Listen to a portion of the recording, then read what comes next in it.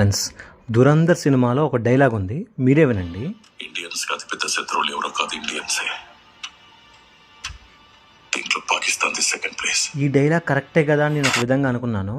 Correct కాదు, ఖచ్చితంగా 100% correct అని ఈ మధ్యలో కొంతమంది ప్రూవ్ చేశారు. అది ఎక్కడంటే ఇక్కడే చూడండి. నార్మల్గా ఎక్కడైనా ఒక దేశంలో ఒక ప్రధాని చనిపోతే ఆ దేశం వాళ్ళు ఎలాగ ఫీల్ అవుతారు, బాధపడతారు. ఒకవేళ బాధపడకుండా వాళ్ళు సంబరాలు చేసుకుంటున్నారంటే వాడు ఎంత వెధవై ఉండాలి.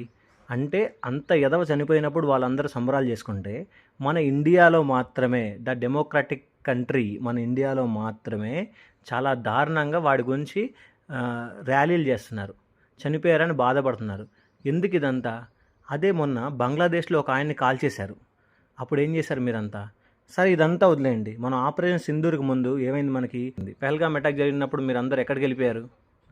సరే ఇదంతా వదిలేయండి. పుల్వామా అటాక్లో మన సోల్జర్స్ అందరు చనిపోయినప్పుడు మీరు అందరు ఎక్కడున్నారు? ఓకే, ఇవంతా వదిలేయండి. ఒకవేళ మీ ప్రాబ్లమే, మీకు ఆయన గనక ఎవరు ఇరాన్ ప్రధాని గనక ఇష్టం ఉండి మీరు అక్కడికి వెళ్ళాలనుకుంటే వెళ్ళిపోండి, భారతదేశంలో ఉండవెందుకు? నేను అందరి గురించి అనట్లేదు, మళ్ళీ చెప్తున్నా. కొంతమంది ఎవరైతే ఇలా ఫీల్ అవుతున్నారో వాళ్ళందరూ భారతదేశాన్ని విడిచి వెళ్ళిపోండి, మేము ఇంకా స్వాగతిస్తాం. మీరు వెళ్ళిపోతే మాకేమీ లాస్ రాదు, మీరు వెళ్ళిపోండి, హ్యాపీగా ఫీల్ అవుతాం. ఇలాంటి పనులు మాత్రం చేయకండి. చెప్పిన ఇన్ఫర్మేషన్ కనుక మీకు కరెక్ట్ అనిపిస్తే ఖచ్చితంగా కామెంట్ చేయండి, లైక్ చేయండి, సబ్స్క్రైబ్ చేయండి. జై భారత్.